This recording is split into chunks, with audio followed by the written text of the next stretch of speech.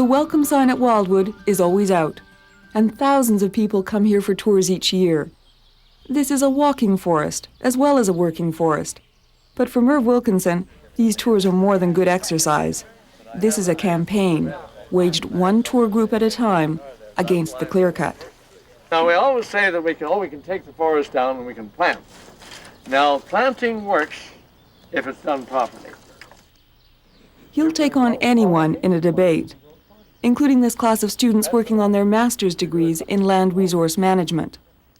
That's the kind of degree that gets you a future in the civil service, making land use decisions about the forests. This is an extremely popular part of their opening 3-day field trip. He sort of has this combination of somebody who's very folksy and down to earth, has a sense of the land that he lives on, and yet at the same time, I mean, a lot of our students come with some pretty sophisticated forestry backgrounds. It's really fun when the questions get going with Merve, because it turns out that actually he has a very, very sophisticated knowledge of forest ecology, all aspects of forest practices, of course, of logging practices and forest land management practices. So for the students, it's just really a great catalyst to beginning their interest in debating and thinking about land use. The very questions that the students would first get a feel from when they come here to see Merve. Questions about what are the alternative ways of using land? Do we have to dedicate it to one kind of use, or are there some innovative experiments that we ought to be trying that both look at, yes, getting timber value out of land, but getting a whole bunch of other values as well, and feeling that we've also ensured a more sustainable use of the land base so that it's not being eroded and worn out.